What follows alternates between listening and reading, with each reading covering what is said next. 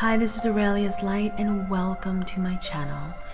And I'm so happy to have you here on this new podcast, Manifesting the Miraculous, where I will be discussing all incredible metaphysical, spiritual topics based on frequency and manifestation and creating our lives the way that we want to design it. So in this chapter, we are going to be talking about love. So happy Valentine's Day. Today is Valentine's Day. For everybody out there, whether you have a Valentine or whether you are single, I do wish you just beautiful love to fill your whole essence, because in the end, that's what we are. We are love. We are love in our purest form. So we are working on The Game of Life and How to Play It by Florence Scovel Shinn. And again, this is Chapter 7, Love. And I am going to get right to it. Every man on the planet is taking his initiation in love. A new commandment I give unto you, that ye love one another. Ouspensky states, in tertium organum, that love is a cosmic phenomenon that opens to man the fourth dimensional world, the world of the wondrous. Real love is selfless and free from fear. It pours itself out upon the object of its affection without demanding anything in return. Its joy is in the joy of giving. Love is God in manifestation and the strongest magnetic force in the universe. Pure, unselfish love draws to itself its own. It does not need to seek or demand. Scarcely anyone has the faintest conception of real love. Man is selfish, tyrannical, or fearful in his affections, thereby losing the thing that he loves. Jealousy is the worst enemy of love, for the imagination runs riot, seeing the loved one attracted to another partner, and invariably these fears objectify, if they are not neutralized. For example, a woman came to me in deep distress. The man she loved had left her for another woman, and she said he never intended to marry her. She was torn with jealousy and resentment, and said she hoped he would suffer as he had made her suffer, and added, how could he leave me when I loved him so much?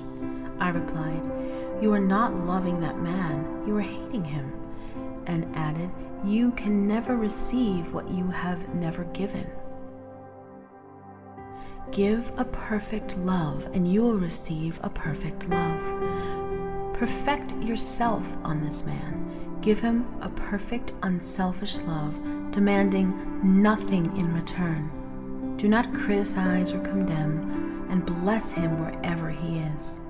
She replied, no, I won't bless him unless I know where he is, she said. Well, I said, then that is not real love. When you send out real love will return to you, either from this man or his equivalent. For if this man is not the divine selection, you will not want him. As you are one with God, you are one with the love which brings and belongs to you by divine right. Several months passed, and matters remained about the same. But she was working conscientiously within herself, and I said, when you are no longer disturbed by his cruelty, he will cease to be cruel, as you are attracting it through your own emotions. Then I told her of a brotherhood in India who never said good morning to each other. They used these words, I salute the divinity in you. That's namaste. They saluted the divinity in every man and in the wild animals, in the jungle, and they were never harmed, for they only saw God in every living thing. I said, salute the divinity in this man, and say, I see your divine self only. I see you as God sees you, perfect, made in his image and likeness. She found that she was becoming more poised and gradually losing her resentment. He was a captain, and she always called him the Cap. One day she said suddenly, "God bless the Cap wherever he is." I replied, "Now, that is real love, and when you have become a complete circle and are no longer disturbed by the situation, you will have his love or attract its equivalent." Sorry, I'm being moved because I am a big advocate of love and divine love. When you can feel divine love, it's just limitless. And it's as an ocean moves through you of just this divine bliss and flow. Okay, getting back to the chapter. I was moving at this time. I did not have a telephone, so I was out of touch with her for a few weeks, when one morning I received a letter saying, "We are married." At the earliest opportunity, I paid her a call. My first words were, "What happened?" "Oh," she claimed, "a miracle. One day I woke up and all the suffering had ceased. I saw him that evening and he asked me to marry him. We were married in about a week, and I have never seen a more devoted man." There is an old saying, "No man is your enemy. No man is your friend. Every man is your teacher." So one should become impersonal and learn what each man has to teach him, and soon he will learn his lessons and be free. The woman's lover was teaching her selfless love, which every man sooner or later must learn. Suffering is not necessary for man's development. It is the result of violation of spiritual law or ignorance. But very few people seem able to rouse themselves from their deep soul sleep without it. When people are happy, they usually become selfish, and automatically the law of karma is set in action. Man often suffers loss through lack of appreciation.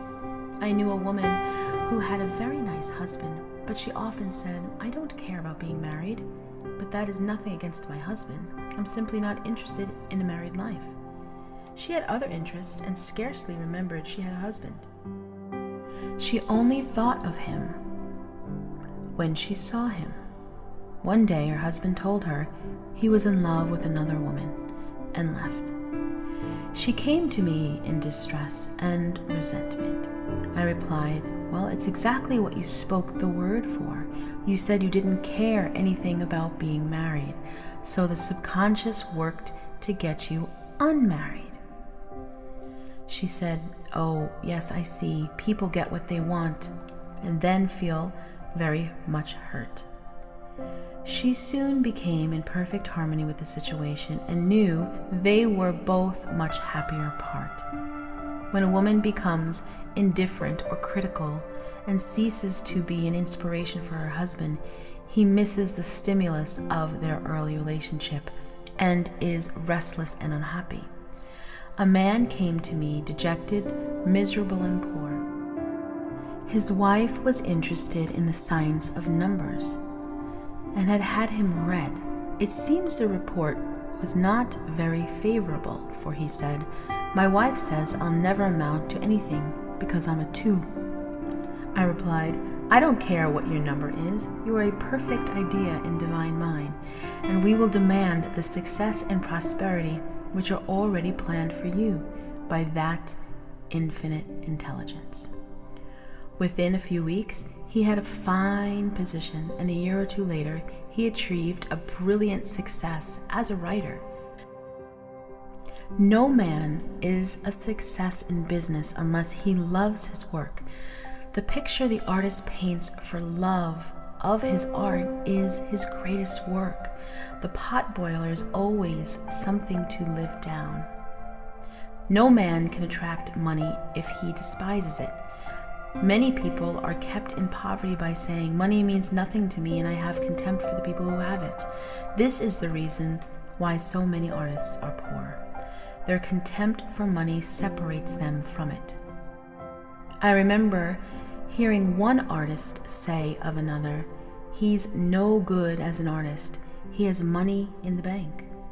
The attitude of mind, of course, separates a man from his supply.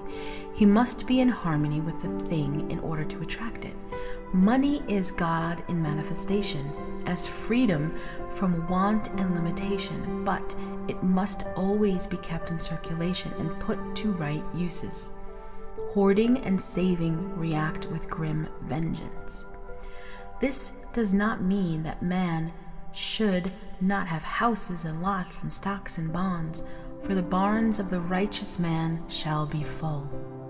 It means man should not hoard even the principal, if an occasion arises when money is necessary, and letting it go fearlessly and cheerfully, he opens the way for more to come in.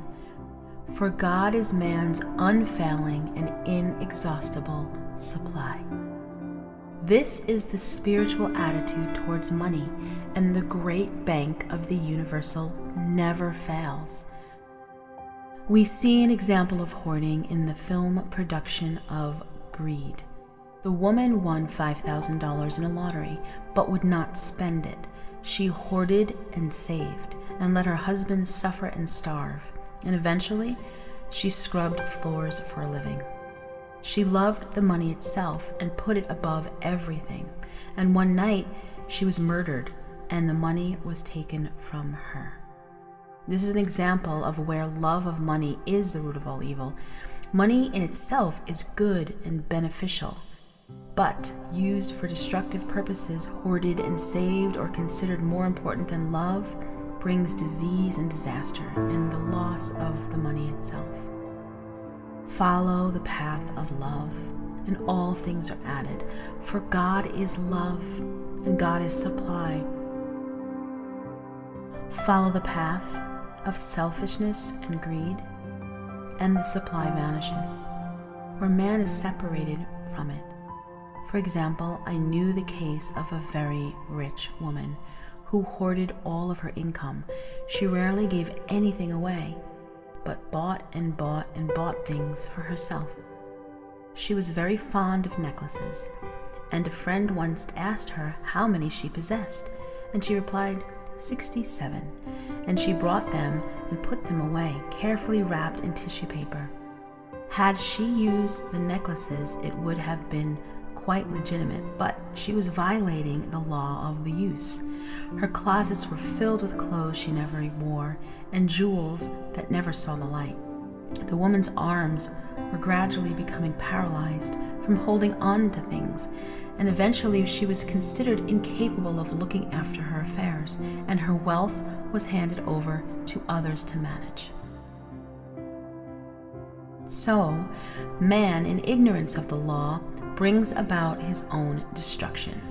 All disease, all unhappiness comes from the violation of the law of love. Man's boomerangs of hate, resentment, and criticism come back laden with sickness and sorrow.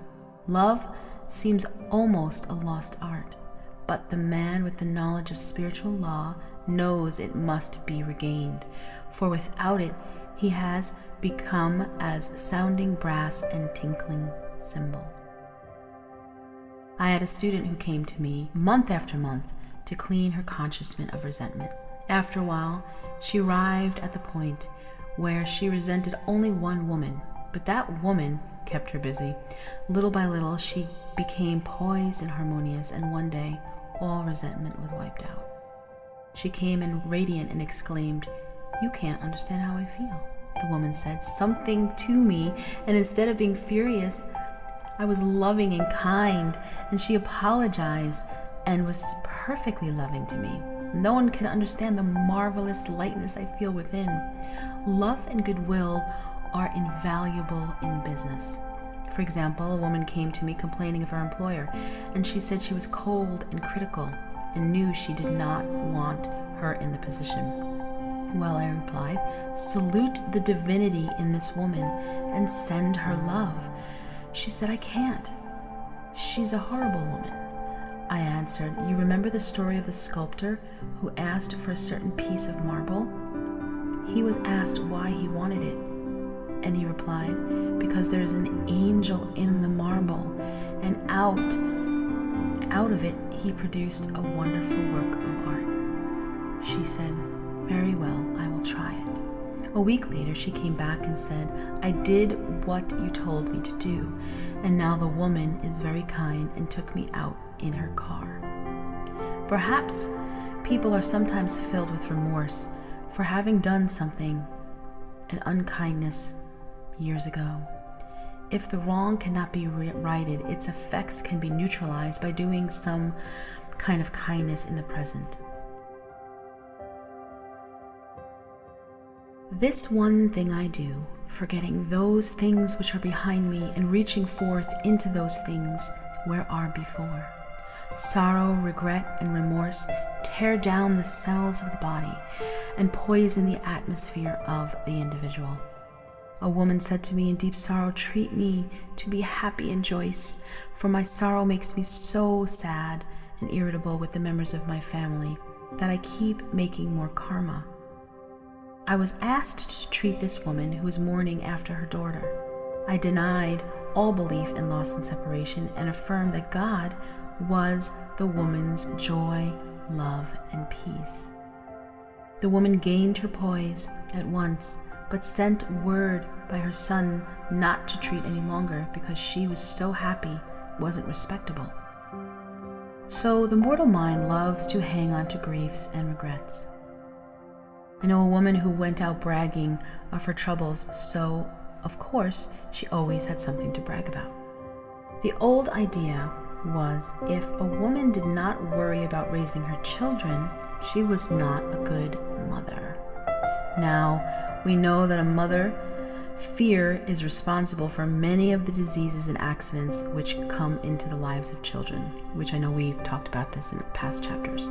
For fear pictures vividly the disease or situation feared, and these pictures objectify, if not neutralized. Happy is the mother who can say sincerely that she puts her child in God's hands and knows therefore that he is divinely protected. She, in this way, throws about him a great aura of protection. A woman awoke suddenly in the night, feeling her brother was in great danger, and instead of giving in to her fears, she commenced making statements of truth, saying, "Man is a perfect idea in divine mind, and is always in the right place.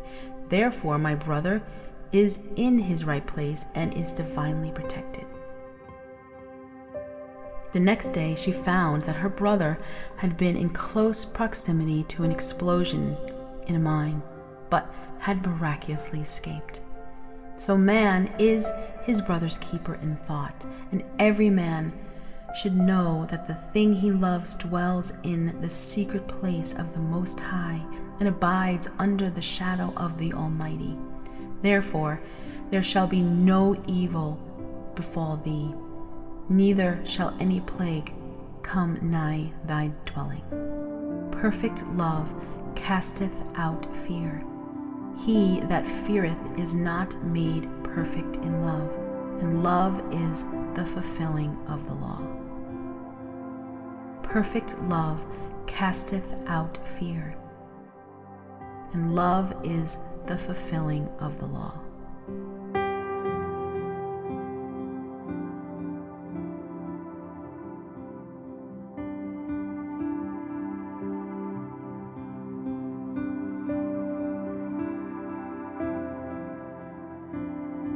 Perfect love casteth out fear, and love is the fulfilling of the law.